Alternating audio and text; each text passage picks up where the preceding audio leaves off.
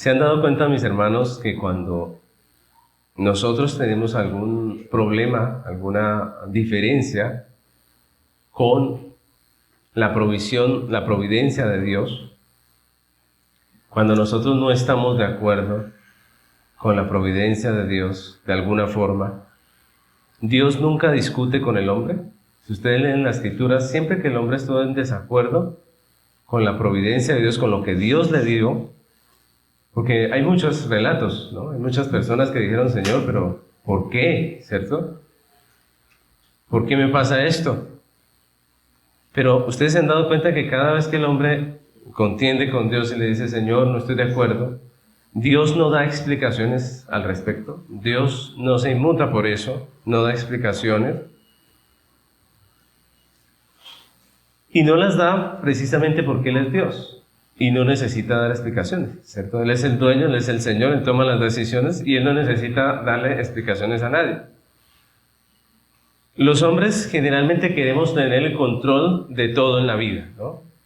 Nosotros quisiéramos tener el control de todo, ¿o no? ¿Cierto? Nosotros pensamos en nuestros hijos y quisiéramos tener el control de ellos, de lo que piensan, de lo que sienten, quisiéramos. Pero nosotros vemos que ellos van creciendo y no se alinean precisamente a lo que nosotros quisiéramos. También pasa con la situación en la economía, con muchas cosas. A veces nosotros queremos tener control de todo, pero no lo tenemos. Y cuando nos damos cuenta, pues solemos ser muy dramáticos al respecto, ¿no? Y tomamos las circunstancias difíciles que nosotros vivimos como una tragedia, ¿no? Se las exponemos a Dios y decimos, Señor, ¿por qué? Pero Dios nunca nos da explicación. Nunca dicen, ¿por qué? Dios está tranquilo llevando a cabo su perfecto plan, ¿cierto? Él no está angustiado. Nosotros vemos muchos casos en la Biblia. Un ejemplo de ellos, el profeta Elías, ¿no? El profeta Elías, cuando acababa de tener una victoria contra los profetas de Baal, dice la palabra de Dios que Jezabel, la esposa del rey, se levanta contra Elías y dice, voy a matar a este Elías, ¿no? Y Elías lo que hace es desanimarse al punto de que dice la Biblia que él quería morirse. Imagínense los dramáticos que somos nosotros. Él quería morirse y entonces se fue a un desierto por allá, ¿cierto? Y se acostó a dormir como diciendo, a mí no me molesten, yo ya no quiero saber nada de esto. Y cuando Dios le confronta, ¿qué hace Elías? Elías le cuenta su tragedia, ¿no? Él dice, Señor, es que los hijos de Israel ya no te temen, han matado a los profetas del Señor, se apartaron con los sacerdotes de Baal y a mí me buscan para matarme, ¿cierto? ¿Y cómo responde Dios? Dios no responde impresionado diciendo, ¿cómo? ¿Y a qué horas pasó todo eso? ¿Cierto? No, Dios no responde así. Él lo que hace es sencillamente dar unas órdenes. Miren lo interesante, ¿no? Dios no le explica por qué está pasando todo eso. No le dice, tranquilo, mire, lo que pasa es que esto, que no. Dios no le explica nada de lo que está pasando. Simplemente le da de comer, dice la Biblia, le fortalece y le dice, largo camino te resta, y prácticamente le dice, vuelve a trabajar. Ve y trabaja, ve y úngeme a este y haz aquello y lo otro. Imagínense ustedes, una crisis tan terrible, y Dios lo que dice es, ¿sabe qué? Vaya, póngase a trabajar más bien, ¿cierto? Y lo que debemos aprender de todo esto, mis hermanos, es que nosotros no somos dueños, no somos señores del destino, ni de la vida, ni de las circunstancias, no lo somos. Que el Señor es Dios, ¿cierto? Nosotros somos solo siervos de Dios y no estamos llamados a controlarlo todo, ¿o sí? No estamos llamados a controlarlo todo, sino a trabajar en lo que se nos ha encomendado, confiando en aquel que sí tiene el control de todo. ¿Quién es? Dios. Así que si usted está en un drama en su vida, acuérdese, Dios tiene todo bajo control. Y el apóstol Pablo, en el texto que vamos a estudiar hoy, él nos recuerda esa verdad tan importante a la iglesia, nos recuerda. Una verdad que si la entendemos nos va a llenar de paz. Si nosotros entendemos esta verdad nos va a llenar de paz. Así que continuamos hoy con esta serie expositiva de las epístolas del apóstol Pablo, de la epístola del apóstol Pablo a los Efesios, con un lema que es en Cristo, por Cristo y para Cristo. Y esta es nuestra novena enseñanza, que se titula Capacitados para trabajar. Vamos a estar estudiando Efesios capítulo 3, versículos del 1 al 13. Efesios 3, del 1 al 13. Dice la palabra del Señor: Por esta causa yo, Pablo, prisionero de Cristo Jesús, por vosotros los gentiles, si es que habéis oído de la administración de la gracia de Dios que me fue dada para con vosotros, que por revelación me fue declarado el misterio, como antes lo he escrito brevemente, leyendo lo cual podéis entender cuál sea mi conocimiento en el misterio de Cristo. Misterio que en otras generaciones no se dio a conocer a los hijos de los hombres, como ahora he revelado a sus santos apóstoles y profetas por el Espíritu, que los gentiles son coherederos y miembros del mismo cuerpo y copartícipes de la promesa en Cristo Jesús por medio del Evangelio, del cual yo fui hecho ministro por el don de la gracia de Dios que me ha sido dado según la operación de su poder. A mí, que soy menos que el más pequeño de todos los santos, me fue dada esa gracia de anunciar entre los gentiles el evangelio de las inescrutables riquezas de Cristo, y de aclarar a todos cuál sea la dispensación del misterio escondido desde los siglos en Dios, que creó todas las cosas, para que la multiforme sabiduría de Dios sea ahora dada a conocer por medio de la Iglesia a los principados y potestades en los lugares celestiales, conforme al propósito eterno que hizo en Cristo Jesús nuestro Señor, en quien tenemos seguridad y acceso con confianza por medio de la fe en Él, por lo cual pido que no desmayéis a causa de mis tribulaciones por vosotros, las cuales son vuestra gloria. Amén. Ese texto es un poco largo, pero si ustedes ven, el texto es un enunciado de Pablo queriendo comunicar prácticamente una sola cosa a la iglesia, ¿no? Y por eso vamos a estudiar el texto completo, porque es el propósito de Pablo dar un mensaje a la iglesia. Y avanzamos en esta hermosa epístola y estamos estudiando la primera parte, que como dijimos es más doctrinal que práctica, ¿cierto? Más doctrinal que práctica, que nos habla del Salvador, de los privilegios que tenemos nosotros por estar en Él. Y hemos dicho que son 9 privilegios los que el apóstol Pablo expone en esta carta para nosotros los creyentes por ser parte del cuerpo de Cristo. ¿Para cuáles son esos privilegios? El primero es que somos plenamente bendecidos. ¿Recuerdan? Vamos a hacer un repaso pequeño. Primero, que somos plenamente bendecidos. Segundo, que hemos sido escogidos para Dios. Tercero, dijimos que hemos sido costosamente redimidos. Cuarto, dijimos que somos herederos del Padre. Quinto, dijimos que fuimos sabiamente dotados con unos medios de gracia. El sexto es que todos los creyentes hemos sido regenerados para una vida nueva. El séptimo es que todos los creyentes hemos sido miembros o somos miembros de la Iglesia de Cristo. Y hoy, en este texto que acabamos de leer, el apóstol Pablo nos habla de ese octavo privilegio, y es que los creyentes somos capacitados por Dios para trabajar. Y en estos versículos que acabamos de leer y que vamos a estudiar, el apóstol Pablo habla de su ministerio a los gentiles. Ese es el tema de todo ese fragmento. El tema es el ministerio de Pablo a los gentiles.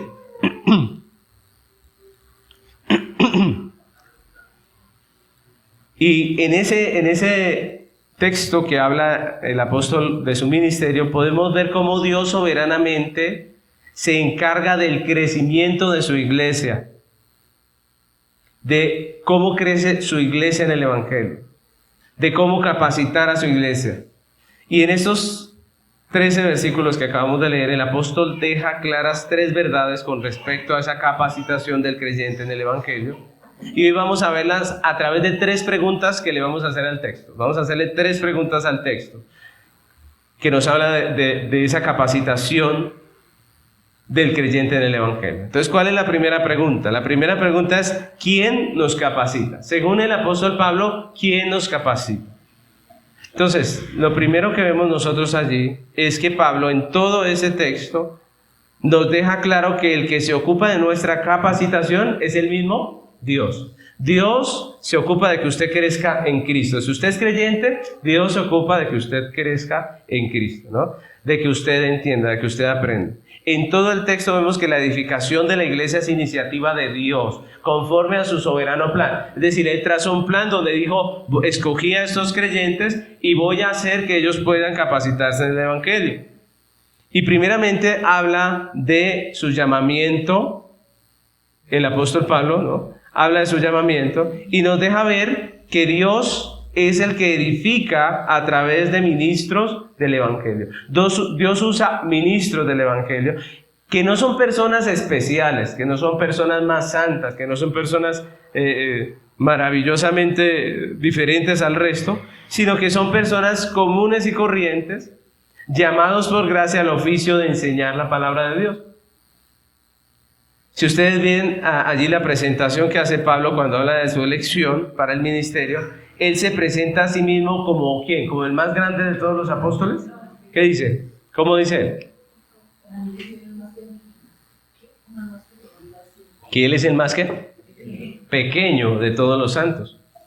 Y esa expresión es curiosa porque la palabra o el nombre Pablo que él usa entre los griegos significa precisamente pequeño, ¿no? Y lo que está haciendo hoy Pablo es como un juego de palabras donde él dice, yo soy el más pequeño, Pablo, el más pequeño de todos los santos. Así que Pablo está diciendo, a mí no me escogieron por ser el grande, no, yo soy el más pequeño, él dice. Y también podemos ver cómo el apóstol se presenta como prisionero de Jesucristo. Él pudo haber dicho que era maestro de la palabra, pudo haberlo dicho, claro, ¿cierto? Pero él dice, yo soy prisionero de Jesucristo. Incluso él mismo afirma que fue hecho ministro por el don de la gracia de Dios, que le fue dado, ¿cierto? Y con estas expresiones el apóstol lo que nos deja ver es que el ministro no es elegido por sus dones, por sus habilidades, por ninguna cosa de estas, sino solamente ¿por qué? Por Dios, por la gracia de Dios. Ningún ministro del Evangelio es escogido por Dios con base en sus propios méritos, sino en la misma gracia de Dios.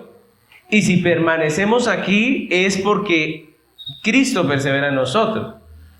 Porque yo creo, mis hermanos, que la mayoría, si no todos los pastores, hemos pensado algún momento o muchas veces en dejar el ministerio, ¿cierto? Porque no es fácil empezar una iglesia, no es fácil hacer discípulos, no es fácil nada de eso. No es fácil cuando las cosas en vez de ir mejorando van empeorando, ¿cierto? No es fácil. No es fácil mantenerse firme en algo que muchas veces no es como cuando usted monta una empresa y todo prospera. No, a veces la iglesia es más, a medida que pasa el tiempo se vuelve más difícil la situación. A veces se divide la iglesia, ¿cierto? A veces viene la falsa doctrina y se lleva el 30-40%, ¿cierto? Eso pasa en las iglesias. Pero ¿por qué se mantiene un pastor? Según este texto, ¿por qué? Por la gracia de Dios. Entonces, eso es lo que Pablo está dando allí a entender. Otra cosa que vemos en Pablo es que es su llamamiento, ¿no? Es su llamado. Dios soberanamente hace un llamado específico a cada ministro del Evangelio. En el caso de Pablo, él lo llamó a ser el ministro de los gentiles, el que le iba a predicar el Evangelio a los gentiles. ¿Por qué? ¿Ustedes recuerdan qué pasaba al principio de la iglesia? Dice, si ustedes recuerdan, al principio no se le predicaba a los gentiles, solamente se predicaba en las sinagogas judías. El apóstol dice que le fue dada la gracia de anunciar entre los gentiles el evangelio de las inescrutables riquezas de Cristo. El evangelio de las inescrutables riquezas, de esas riquezas que nos ha hablado el apóstol en toda la carta. Recordemos que cuando los apóstoles comienzan, pues ellos empiezan a predicar en las sinagogas. Cuando se salen de Judá por persecución, ellos tienen que ir a otras naciones, pero ellos no van a predicarle a todo el mundo. Ellos van exclusivamente a la sinagoga judía. Pero es Pablo el que es llamado a predicar a los gentiles. Él es el que realmente es llamado a eso. Y él es el que inicia las iglesias entre los gentiles. Y si examinamos la vida de Pablo, podríamos nosotros ver cómo Dios en su soberana voluntad permitió que las cosas de la vida se dieran para que Pablo terminara siendo apóstol. Ustedes miren, si ustedes hacen un estudio de la vida de Pablo, los que ya hicieron un estudio conmigo dentro del instituto recordarán, Pablo, Dios le permitió vivir muchas cosas, tuvo muchas experiencias, aprendió otros idiomas, ¿cierto? Él se crió en una tierra de comerciantes y allí aprendió muchas cosas. Y entre todo lo que aprendió, cuando fue llamado, todo eso, ¿qué pasó? ¿Le sirvió o no le sirvió? Claro, le sirvió por soberanía de Dios. Miren lo interesante. Por ejemplo, la ciudadanía romana. La ciudadanía romana hace parte de lo que Dios soberanamente le proveyó. Cuando él estaba en la cárcel, él simplemente dijo, yo soy ciudadano romano, ¿cierto? Y lo liberaron. Miren, ningún apóstol hubiese podido hacer todo lo que hizo Pablo, no porque a Pablo fuera mejor por sí mismo, sino porque Dios le permitió vivir tantas cosas que él ya podía hablar con personas que los otros no podían. Entendía otros idiomas, él podía llegar a personas importantes porque él llegó a ser parte de la élite de los religiosos en medio de su tierra. Y él tenía relaciones con personas de otras nacionalidades.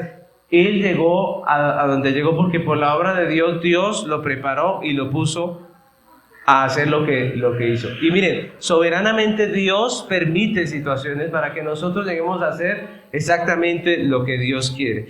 Todo eso es un privilegio para Pablo, obviamente, pero también era una responsabilidad, porque él tenía que responder al llamado de Dios.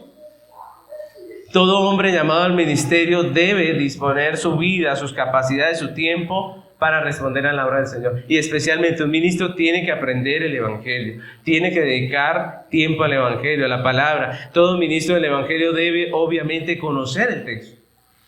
Y si no está dispuesto a pasar horas allí en el texto, pues sencillamente es porque no ha sido llamado. Un pastor que no le gusta estudiar la Biblia, pues no es un pastor, no tiene vocación, no ha sido llamado realmente. Porque nuestro trabajo es explicar lo que Dios dice aquí, es poder declarar a la iglesia lo que Dios dice. En nuestro texto Pablo habla de su conocimiento, precisamente él se está presentando como el apóstol de los gentiles y él habla de su conocimiento. Sin embargo, él habla de que le fue revelado por Dios, que él ya les había escrito cómo Dios le reveló esa verdad que él está explicando ahí, ¿cierto? Pero ¿qué fue lo que le reveló Dios a Pablo? Que Cristo es el cumplimiento del pacto. Eso fue lo que le reveló Dios a Pablo. El resto, todo lo demás, él tuvo que aprenderlo a través de la palabra de Dios, de escudriñar el texto, ¿cierto? Entonces Pablo ya era un estudioso de la ley cuando Dios le manifestó a Cristo. Cuando él conoce a Cristo, lo que viene es a entender toda la ley que él había estudiado con Gamaliel, ¿recuerdan? Así que la persona que se dedica a la palabra de Dios, a la predicación, tiene que pasar tiempo con la palabra de Dios. Nosotros, está bien si podemos hacer alguna obra social o lo que sea, pero el que es llamado a pastorear tiene que conocer el texto y tiene que poder estudiarlo. Pablo era un hombre de estudio, vivía en las Escrituras y así debe ser todo aquel que realmente es llamado para pastor, ¿no? Y si fuera contrario, si alguien rechaza el estudio de la palabra y quiere ser pastor, pues debe ser que su motivación no es buena, no es correcta. Es como el que quiere ser cirujano, pero no le gusta la medicina, ¿cierto? Sería algo absurdo. El que quiere ser cirujano, pero le tiene pavor a la sangre, ¿cierto? Entonces, o sea, no puede, no es su vocación.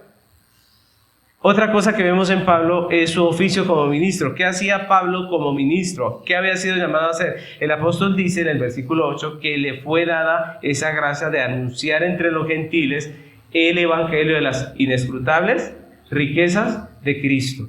Entonces Dios escoge, llama, capacita, envía pastores precisamente para anunciar el evangelio. No solamente doctrina, sino también la práctica, como lo está haciendo Pablo a través de esta carta. Así que, en primer lugar, en este primer punto podemos ver que Dios en su soberana gracia se ocupa de edificar a su iglesia. ¿Cómo?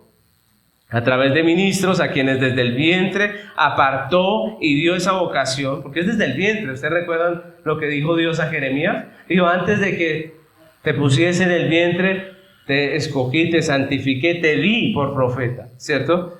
De tal manera que a su debido tiempo Dios llama a los ministros con la tarea específica de predicar el evangelio en su comunidad, perdónenme, ¿cierto? Y capacitar a la iglesia de Cristo. Ese es el rol y el trabajo del pastor. Ahora, ¿qué implica eso para la iglesia? Porque si esto es una responsabilidad para el que es escogido, yo pregunto, ¿será una responsabilidad también para la iglesia? ¿Qué creen ustedes? Claro. El hecho de escuchar la palabra de Dios también es un privilegio, pero también es una cosa que me compromete, ¿cierto? Es un asunto que me hace a mí responsable. ¿Qué implica el hecho de que Dios soberanamente haya escogido ministros para su iglesia? Pues primeramente que la iglesia debe vivir agradecida con Dios por la provisión que nos da, ¿cierto? Miren que si hay trabajo despreciable en este mundo, menospreciable para el hombre, es el pastorado, ¿no creen ustedes? Ustedes se han dado cuenta, nosotros compartimos versículos. Cuando compartimos un versículo donde Dios habla de dar para la obra, la gente siempre dice pastores ladrones. El que lee eso y tiene aversión hacia los pastores ladrones, trabajen, ¿cierto? Pregunta, ¿y es que el pastor no trabaja? ¿Cierto? ¿Cómo así que trabaja? O sea, yo no entiendo eso. Porque se supone que a lo que se dedica el pastor es a trabajar muchas veces más de 8 horas diarias. Y eso lo saben las esposas y los hijos de los pastores, ¿cierto? Pero la gente dice cruelmente, porque es una crueldad decir que trabaje, ¿cierto? Que lo que aprendió de gracia dé gracia, ¿cierto? O sea, no le paguemos. Y eso a mí me parece triste. Eso es menospreciar una labor. Y yo le aseguro una cosa, a ese que tanto critica, si no le dieran sueldo, le aseguro que no trabaja por amor. O sí trabajará, irá a la empresa por amor, ¿cierto? No, seguramente que no. Pero esa es la realidad. La iglesia debe vivir agradecida con la provisión de Dios, que Dios en su soberana gracia dispuso de hombres que tomaran esa responsabilidad a cuestas y hicieran la obra. Mis hermanos, sinceramente, yo conozco situaciones de pastores que uno dice, ¿cómo es que este se mantiene? Porque a mí me va bien, sinceramente, a comparación de algunos casos donde uno dice, ¿cómo se mantiene este pastor? Por la gracia de Dios. ¿Por qué no ha botado la toalla? ¿Por qué sigue de pastor? Solamente por la gracia de Dios. Obviamente, si hablamos de falsos maestros, pues sí, tenemos que decir que hay muchos que hasta les sobra, ¿cierto? Pero a los pastores de verdad, generalmente la situación no es tan fácil. ¿Qué implica el hecho de que Dios haya dado pastores? Que debemos estar agradecidos con Dios y responder a esa bondad de Dios. ¿Cómo? Dice la Biblia que mediante la sujeción y el respeto a los pastores.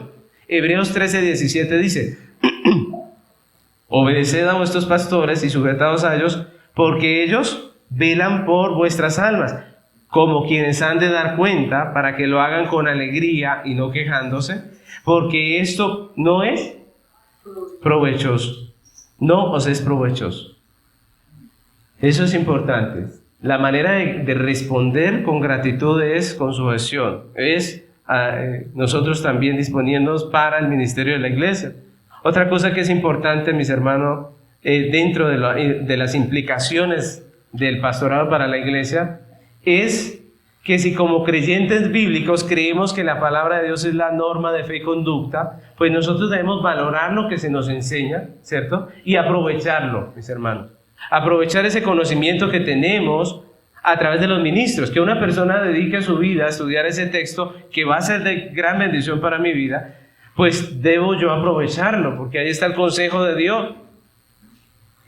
Tenemos ese ministerio a nuestra disposición, el ministerio de los pastores. Podemos acceder a su consejo. El consejo de un pastor es interesante, porque si es pastor real, él no puede dar el consejo propio, él tiene que dar el consejo ¿de quién? De Dios. Ahora, por más que uno quiera o aprecie a la persona que lo está aconsejando, si uno tiene que decirle que lo que está haciendo no es bueno, pues toca, ¿cierto? Entonces muchas veces el cristiano que sabe lo que está haciendo no es bueno, pues mejor no pide consejo. Pero el consejo de Dios está en la boca del ministro que realmente estudia la palabra y es de provecho para nosotros. También debemos aprovecharlo. Y por último, también implica, mis hermanos, la responsabilidad de involucrarnos y apoyar la congregación con oración, con servicio, con los bienes, con todo lo que Dios nos ha dado a nosotros como parte de ese ministerio. ¿Amén? Ahora, la segunda pregunta que le vamos a hacer al texto es la siguiente. ¿En qué somos capacitados los creyentes? Porque ya vimos que Dios quiso capacitarnos, pero ¿en qué? ¿En qué nos capacita?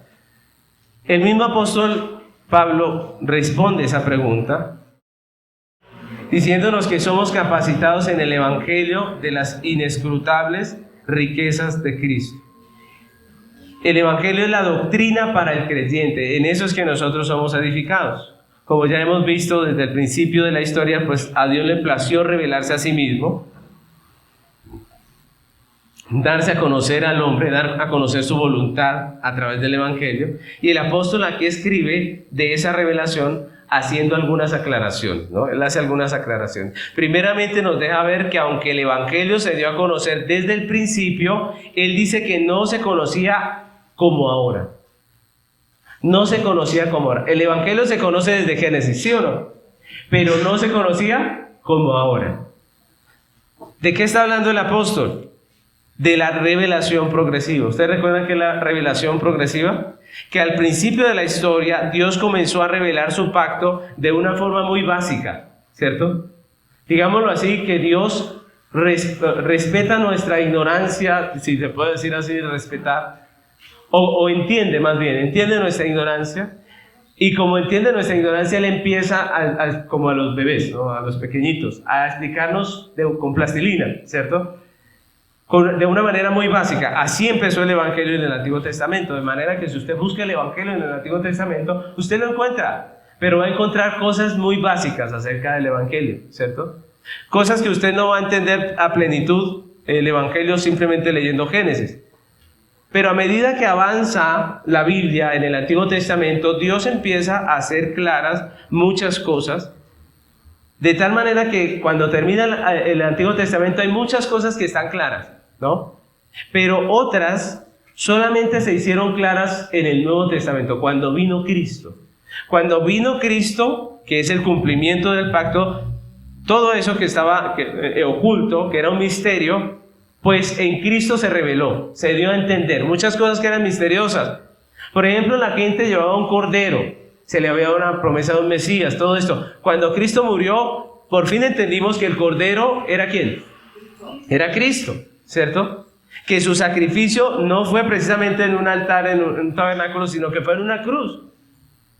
Que su muerte pagó por el pecado de ¿quiénes? De todos nosotros. Cristo hizo claro todo el evangelio del Antiguo Testamento.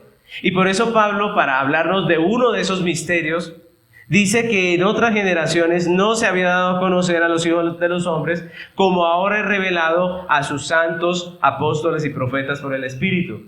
Antes no se entendía bien ese misterio. Ahora, la pregunta es: ¿de qué misterio está hablando el apóstol Pablo aquí? ¿De qué está hablando? ¿Cuál es el misterio? Pues él mismo responde esa pregunta dentro del texto. Él dice que los gentiles son coherederos y miembros del mismo cuerpo y copartícipes de las promesas de Cristo Jesús por medio del Evangelio. Esa era una de las cosas que estaba oculta, pero que es revelada en la venida del Señor. Como ya vimos anteriormente, siempre la promesa del pacto incluyó a los gentiles, ¿o no? ¿Qué le dijo Dios a Abraham cuando le dio la promesa? Le dijo: esto es solo para ustedes, ¿sí? Ustedes los judíos. No, empezando porque no existían los judíos. En él empezó a existir el pueblo de Israel y los judíos, que después fueron llamados judíos. Pero lo que le dijo fue: en ti, en tu simiente serán benditas todas las naciones de la tierra. La promesa desde el Antiguo Testamento era para todos. Y si nosotros recordamos, en el Antiguo Testamento muchos gentiles hicieron parte de la iglesia de Cristo. Pero solo hasta el Nuevo Testamento se hace claro que los gentiles en Cristo hacen parte de la misma iglesia, que son herederos juntamente con los judíos. Y de eso es que nos está hablando aquí el apóstol Pablo, que todos, judíos y gentiles, hacemos parte de un mismo cuerpo, es lo que dice aquí el apóstol. Y por eso el apóstol dice que en el versículo 9, que parte de su trabajo como apóstol es aclarar o dar luz a la iglesia acerca de ese misterio. Eso que era un misterio, en el Antiguo Testamento muchos pensaban que la salvación era para los judíos, punto, ¿cierto? Aunque no estaban siendo muy bíblicos, pero muchos creían así. Incluso cuando los apóstoles empiezan a predicar, ellos van, ¿a quiénes? A los judíos. Pero el apóstol Pablo fue ungido como apóstol de los gentiles para ayudarle a la iglesia a comprender que los gentiles también hacemos parte del cuerpo de Cristo, de la iglesia. Somos una sola iglesia con los judíos. Miren, hoy en día la mayoría de las iglesias dicen que hay dos pueblos, que hay dos pactos. Dicen que Dios tiene a Israel y también a la iglesia, como si Dios tuviera dos novias. Pero eso no es así. Dios tiene una sola iglesia, escogida desde el principio. Gentiles y judíos. El mismo Abraham no era un judío, ¿cierto? Todos nosotros hacemos la iglesia de Cristo. Por eso es importante comprender este misterio que nos está diciendo el apóstol aquí. Ahora, el apóstol está cumpliendo su llamado al enseñar a la iglesia, al dar luz y claridad respecto a esto, y de esa manera Pablo estaba capacitando a la iglesia en el evangelio de las inescrutables riquezas de Cristo. Ese es el objeto de todo discipulado, que la iglesia crezca en el conocimiento del evangelio.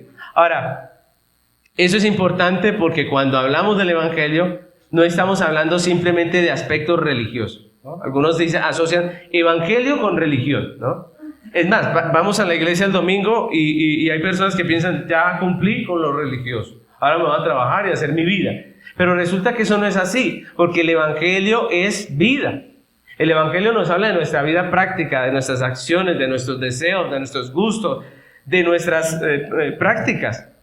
Los creyentes gentiles recién convertidos, si ustedes recuerdan, pues vivían como impíos en muchos aspectos. Y no solo su doctrina, sino su práctica era pecaminosa. Y Pablo fue el que llevó el evangelio a los gentiles. Entonces imagínense ustedes, muchos judíos por eso no les caía bien Pablo, porque Pablo iba a abrir una iglesia y tenía la iglesia y los judíos decían, y estos gentiles, mire, aquel tiene 3 mujeres, el otro tiene 7 mujeres, ¿cierto? Porque los impíos, los gentiles, para ellos era normal la poligamia, ¿cierto? ¿Y qué tiene que hacer Pablo allí? Pues empezar a enseñar doctrina y a enseñar una práctica bíblica. Y por eso nosotros encontramos que en las cartas de Pablo hay tantas amonestaciones, no solamente teológicas, sino también prácticas. Y algunas que uno dice, ¿cómo puede el apóstol Pablo decir eso? ¿Cierto? ¿Es que en la iglesia había gente así? Claro que sí. Por ejemplo, mire, Primera Tesalonicenses capítulo 4, versículo 1, vamos a leerlo hasta el 7. Primera Tesalonicenses 4, del 1 al 7.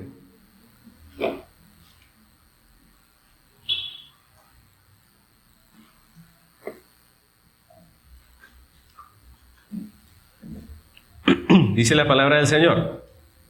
Por lo demás, hermanos, os rogamos y exhortamos en el Señor Jesús, que de la manera que aprendisteis de nosotros, como os conviene conduciros y agradar a Dios, abundéis más y más.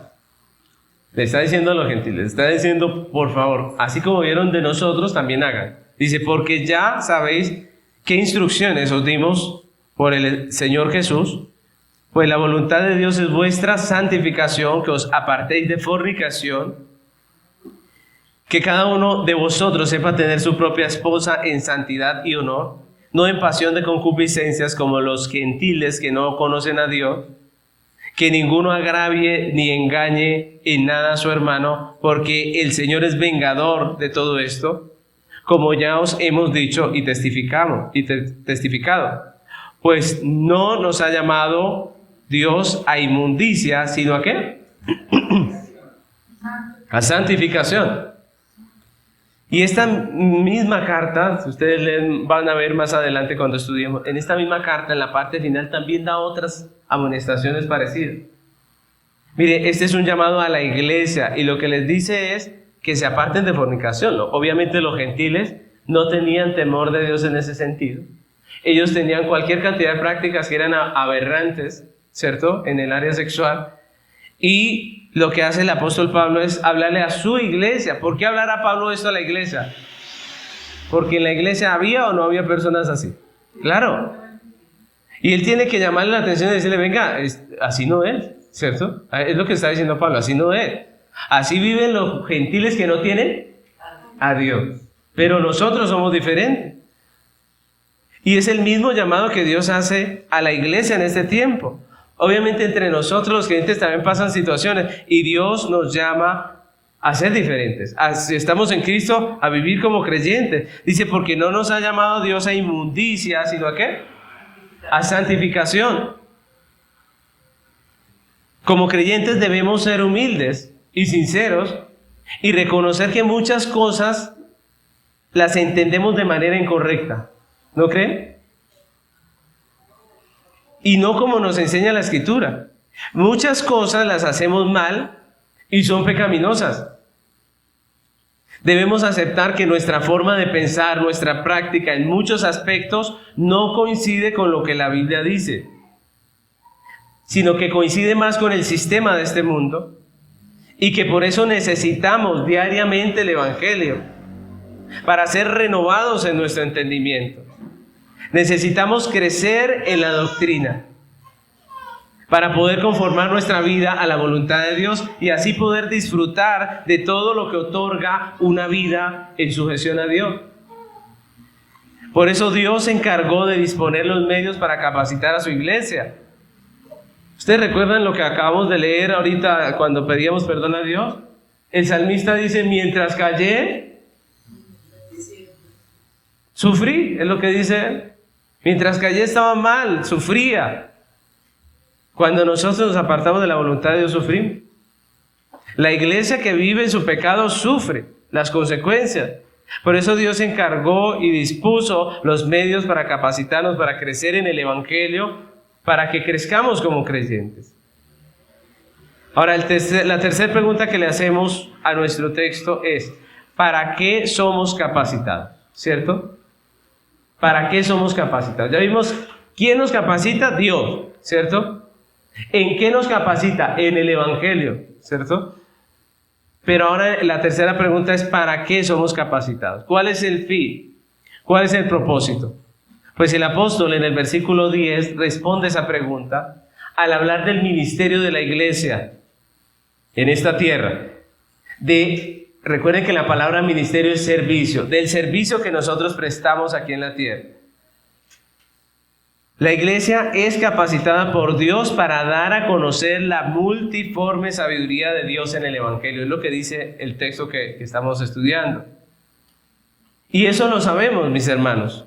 Dios se ocupó de que nosotros fuésemos edificados y capacitados en el Evangelio, no simplemente para reunirnos y cantar agradecidos por esas riquezas que tenemos en Cristo, sino para que podamos trabajar nosotros en la edificación de otros y que ellos también puedan disfrutar esas riquezas que tenemos en Cristo.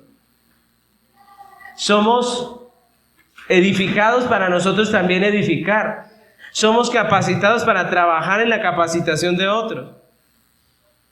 Las palabras dar a conocer significan manifestar o hacer notorio. Para eso estamos aquí, para manifestar o hacer notorio. Y esa es nuestra misión, ese es nuestro ministerio y nuestro servicio en esta tierra. El trabajo del pastor cuando enseña en la iglesia no es el ministerio de la iglesia. Ojo, el trabajo del pastor cuando enseña en la iglesia no es el ministerio de la iglesia. Es la preparación de la iglesia para el ministerio de la iglesia. Miren lo interesante. El pastor predica para preparar a la iglesia para el ministerio. Es lo que dice la Biblia. El pastor predica para preparar a la iglesia para el servicio que nos toca hacer. ¿Cuál es el servicio? Predicar el evangelio y hacer discípulos. Eso es lo que la Biblia enseña. El ministerio lo hacemos todos los creyentes cuando compartimos nuestra fe. Cuando la hacemos notoria, como dice el texto. En una charla puede ser. con nuestra familia, en una conversación familiar, con nuestros compañeros de trabajo, en nuestras redes sociales, cuando ayudamos, cuando hacemos, cuando ayudamos a discipular a otra persona, como lo vamos a hacer ahora aquí en la iglesia. Allí estamos cumpliendo el ministerio. Cuando somos ejemplos para los demás, cuando somos ejemplos para nuestros jóvenes. Eso es servicio.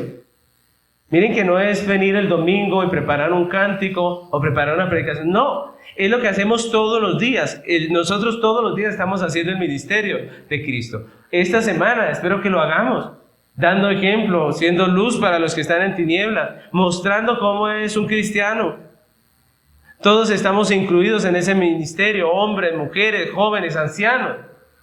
Y eso lo dice la Biblia. La Biblia habla de nuestro ministerio como algo cotidiano. Miren, por ejemplo, Tito capítulo 2, versículo 3. Tito 2, 3 al 5.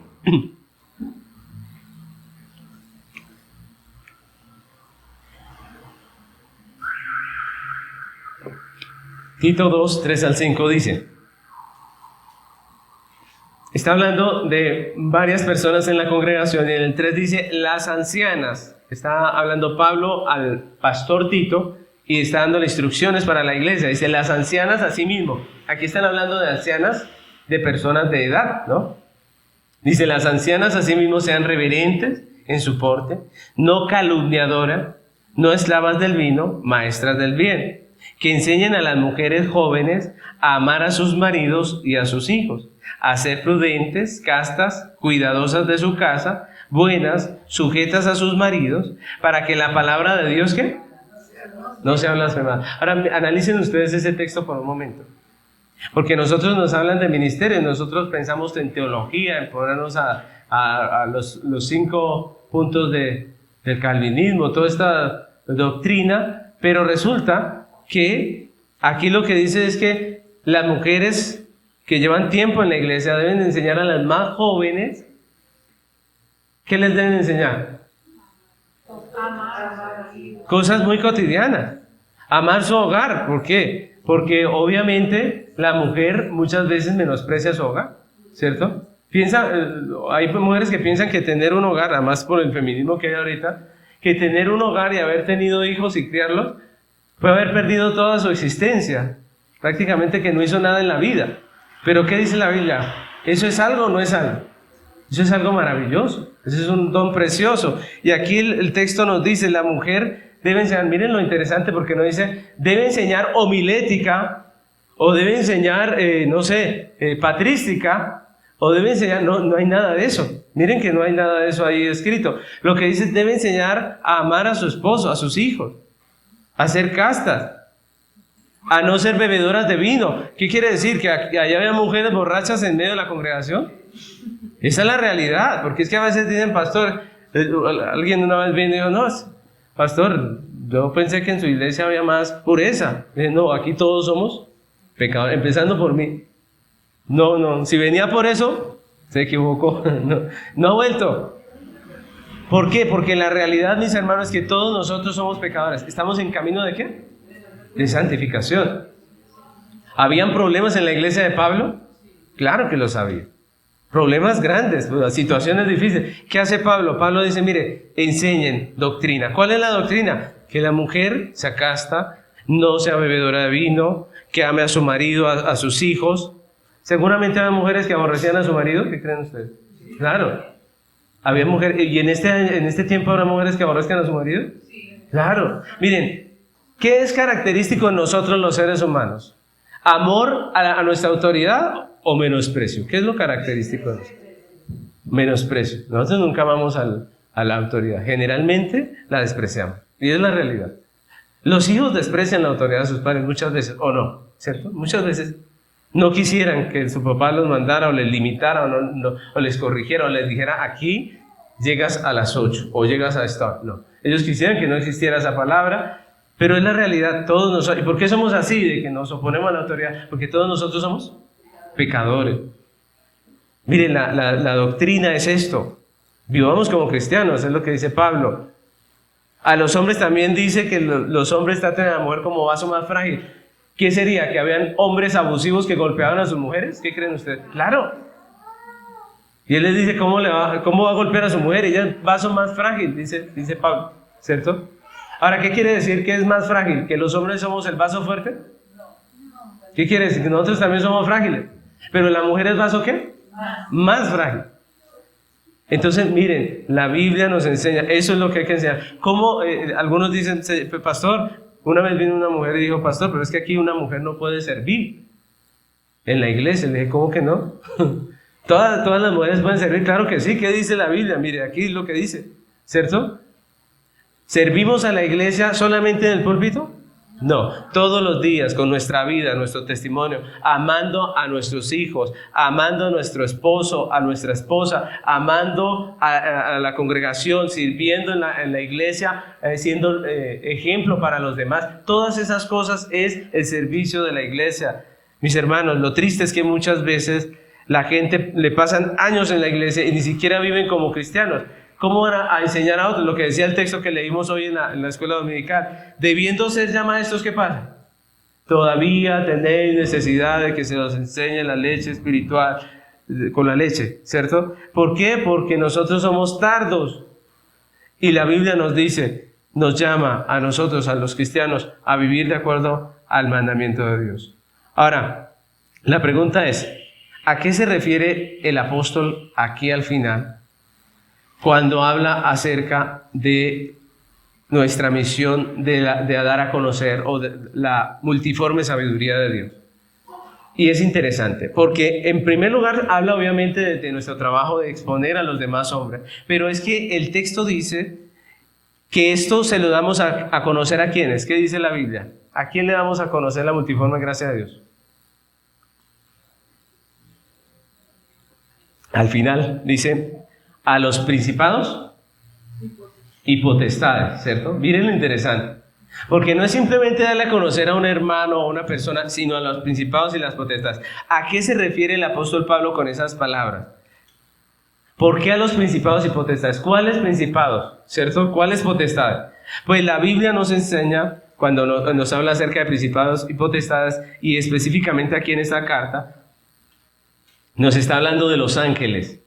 Miren lo que dice el texto. Dice que nosotros le enseñamos a ¿quiénes? A los ángeles, a los principados y a las potestades. Habla de los ángeles. Y esa palabra puede estar hablando tanto de los ángeles de Dios, que sirven en favor de la iglesia, que se gozan con todo lo que hacemos aquí, que aprenden y ven en nosotros, pero también de los ángeles caídos al servicio de Satanás, que obviamente se oponen a la iglesia. Está hablando de la guerra espiritual, la guerra que nosotros no vemos. La guerra que ocurre en el mundo o en el ámbito que nosotros no podemos ver, en el ámbito espiritual. O como dice el apóstol Pablo, en los lugares celestes, ¿cierto? Y en esa guerra, en esa carta, Pablo habla más de estos últimos, de los ángeles caídos, de los ángeles que nos hacen guerra. Y la realidad, mis hermanos, es que en el mundo espiritual, como dice el apóstol aquí, se está librando una guerra contra la iglesia. Pero esta guerra no es como la pintan algunas iglesias místicas, ¿no? Que el diablo está intentando amargarnos el rato, haciendo, por ejemplo, que el carro se pinche, ¿cierto? Haciendo cosas como, por ejemplo, que su hijo pierda una materia en el colegio y cosas así. No, cuando pasa eso no es el diablo, ¿cierto? No es el diablo, créanme que no. Cuando la Biblia habla de esta guerra, está hablando de una guerra contra la verdad. El enemigo guerrea contra la verdad que predica la iglesia. Nosotros somos llamados a mostrar la luz de Cristo y el enemigo lucha contra eso, contra el evangelio que predicamos. El enemigo busca acallar la verdad y promover la mentira, promover el engaño a través de la cultura que está vendida al pecado, del cientificismo, de las ideologías libertinas, de la falsa doctrina, de todas esas cosas que ya hemos visto que hacen parte del mundo. Ahora, el enemigo no es el que nos hace fracasar en un negocio, por ejemplo, sino más bien el que nos convence del materialismo para tenernos esclavos de los bienes de este mundo. Mire, si el diablo puede hacer que usted se endeude, usted no va a estar todo el tiempo alabando a Dios. Estoy hablando de deuda mala, ¿no? Yo sé que hay gente que sabe sacar un crédito bien y llevarlo bien. Pero si el enemigo logra convencerlo del materialismo y de que usted se endeude hasta amargarse la vida, pues usted no va a estar adorando a Dios, ¿o sí? ¿Va a estar exaltando a Dios cada vez que amanece diciendo gracias, Señor, por todas estas culebras? No. Usted lo que va a decir es todos los días, Señor, ¿por qué no me ayudas a pagar todo esto? Mira cómo esto, ¿cierto? ¿Cómo está usted afligido? Entonces el enemigo no es el que hace que el negocio le salga mal. El enemigo es el que lo convence a usted de formas de pensar como el materialismo. Que usted llega a meterse en unos problemas que no tenía por qué, ¿cierto? Y le amarga el rato, le amarga la vida y le amarga su existencia y su mente ya no está ocupada en la obra. Usted ya no está queriendo ayudar, no tiene ni tiempo. ¿Por qué? Porque su mente, su corazón se dejó desviar por el engaño del materialismo. Y como eso podríamos hablar de muchas cosas, con las que el enemigo nos enrede, nos tiene a los pies de las cosas materiales. Por eso cuando el cristiano cede al engaño del sistema de este mundo, pues avergüenza su profesión. Y en muchos casos hace, como dice el Antiguo Testamento, que el nombre de Dios sea blasfemado. Es triste, pero esa es la realidad. Pero la iglesia ha sido llamada a conocer, a vivir y a predicar el evangelio de Jesucristo, y es de esa manera que puede dar a conocer a los principados y las potestades la multiforme sabiduría de Dios. Cuando vivimos el evangelio, cuando la esposa ama al esposo, cuando el esposo ama a la esposa, cuando honramos a los padres, cuando hacemos la voluntad de Dios, estamos manifestando a los hombres, pero también a las potestades y los principados, que hay un Dios, que hay un Cristo, que hay un evangelio. Y como dice el apóstol en el versículo 11, somos capacitados por Dios para vivir y hacer conforme al propósito del Dios eterno, de ese propósito que estableció Dios en Cristo. Entonces,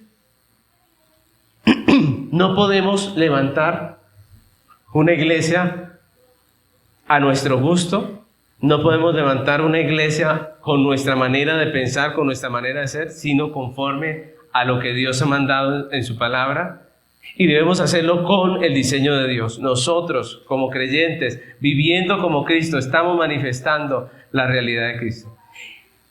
Y mis hermanos, la verdad es que la iglesia vive en un mundo que está vendido al pecado, y eso nosotros debemos tenerlo claro en nuestra mente. Vivimos en un mundo que está vendido al pecado, en medio de una guerra espiritual por la verdad, donde muchas veces las cosas no salen como uno quisiera, ¿no creen? Las cosas no salen como uno quisiera.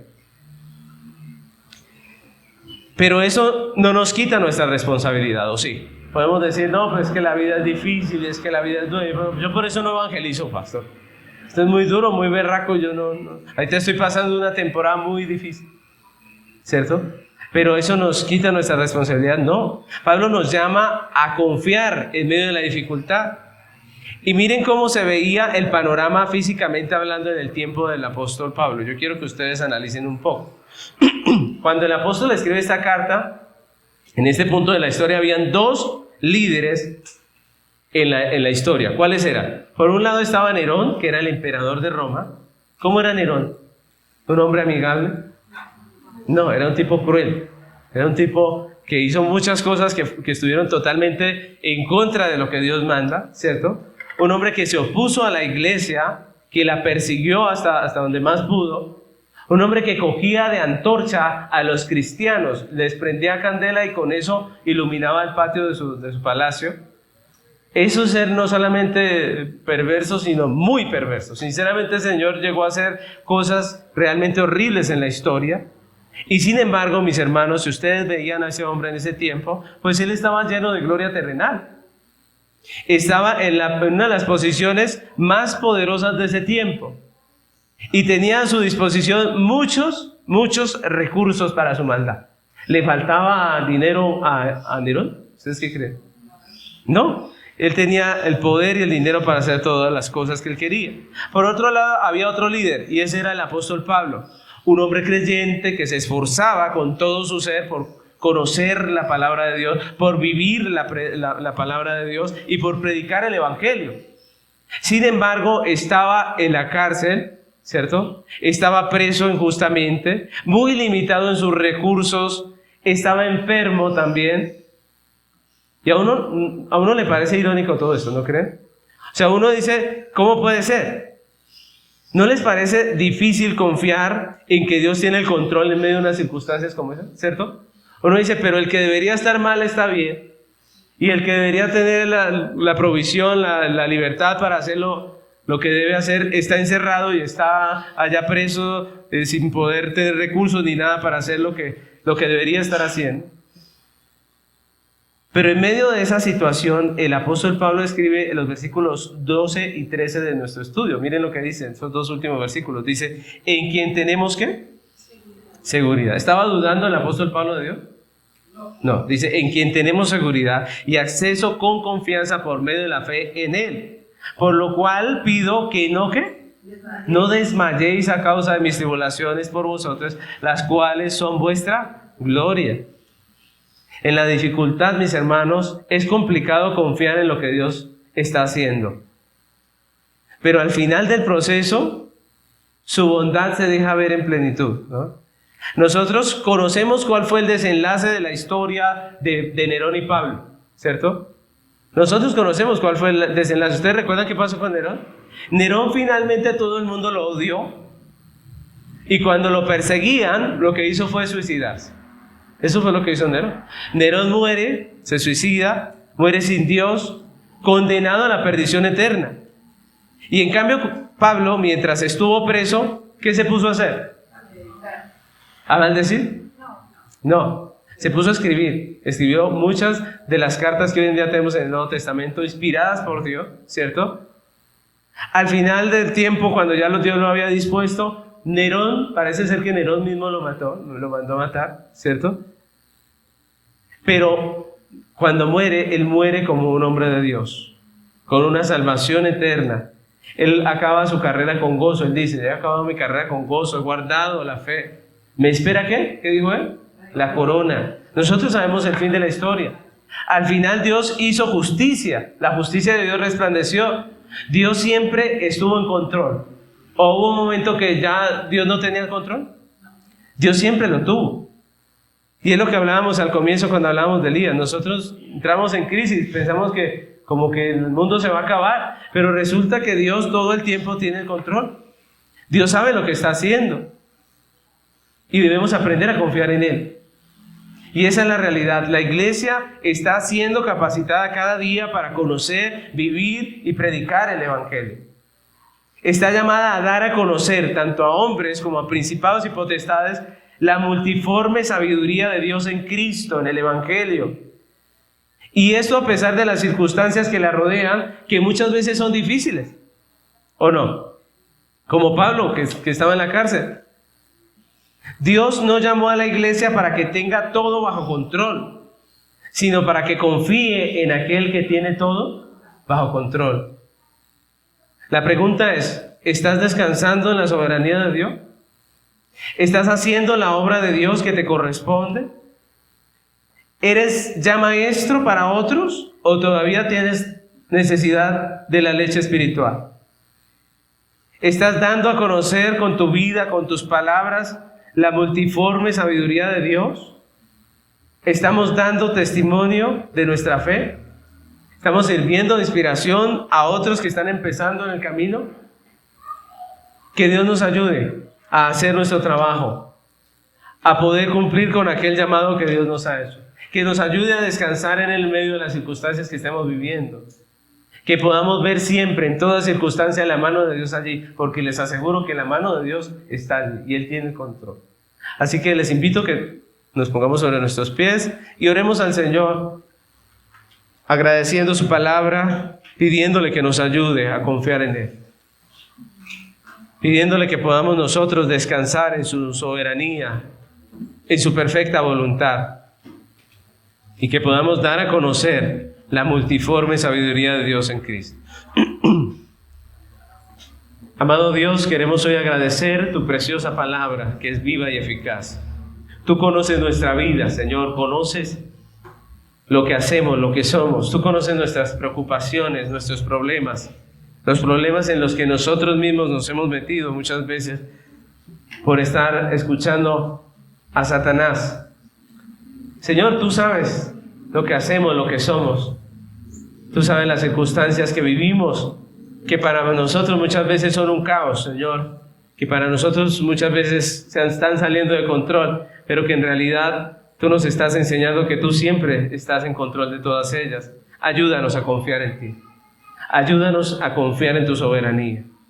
Ayúdanos a no dejarnos enredar por el mundo, por su sistema, por Satanás, que a través de sus potestades, de sus principados, quiere convencernos de toda esa filosofía del mundo y enredarnos en las cosas de este mundo. Ayúdanos, guarda nuestro corazón, permítenos vivir para ti.